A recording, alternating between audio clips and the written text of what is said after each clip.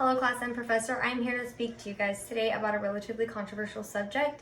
I understand that everybody already mostly has their own ideas, their own preconceived opinions and beliefs on this subject, and I just want to start off with saying that I respect everybody's opinion. I respect everybody's personal stance on this subject. My goal is to just speak to you guys today from a point of view that maybe you have not heard or that you have not looked at, and that you do learn something from what I have to say today. I've chosen to talk to you about a bill that has been recently passed in Georgia, Missouri, Ohio, and Louisiana in the summer of 2019 in regards to abortion, and that bill is the heartbeat bill. I'm going to start with a little bit of background and inside information on the subject that many of you might not know about.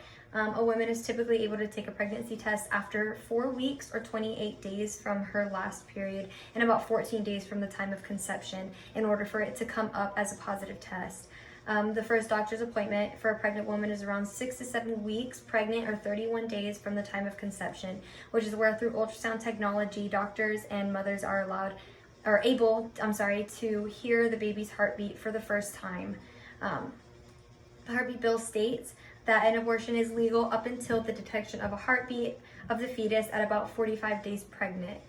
This bill, to the public eye, has been seen very, very, very conservative and very, very, very pro-life. For me, I tend to lean more toward the pro-life side of this topic, but I'm actually against this bill.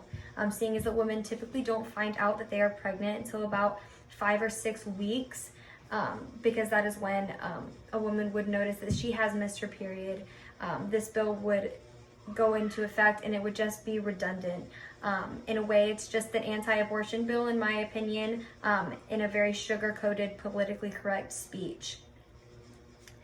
There are a lot of people who are for this bill. I have had conversations with many of my friends, many of my coworkers, family members, etc. And a lot of them have different stances. A lot of the people that are pro-life or for this bill would always argue that a heartbeat always means life.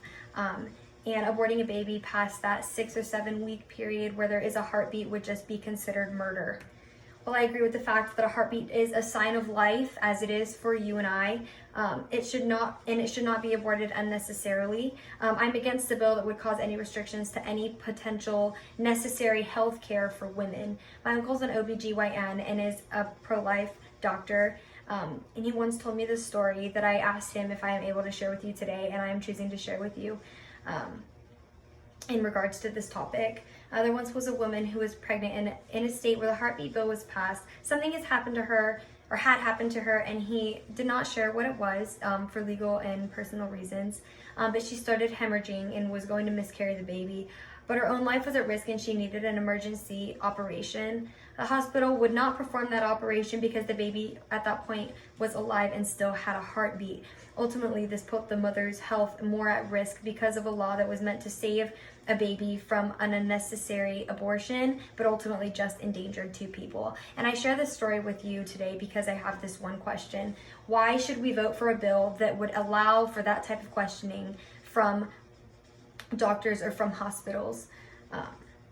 Seeing as about 40% of pregnancies are unplanned, providing a bill that offers a plan to prevent the increase of unnecessary abortions, of convenience with the education of the process of adoption, protects health of all women, and to prevent future unplanned or unwanted pregnancies with avenues such as forms of birth control, sex education classes, etc., that would help rape, incest, and sexual assault victims through the process of pressing charges against their offenders and get court allowances for abortion if it did pass to be illegal, and does not outlaw all abortions under all circumstances. I believe that passing a bill with these aspects would be ideal and would be the best option because it does give people options, but it gives them safe, reliable, and responsible options. Up until that point, my stance is that any bill that is presented to Congress should be always voted no.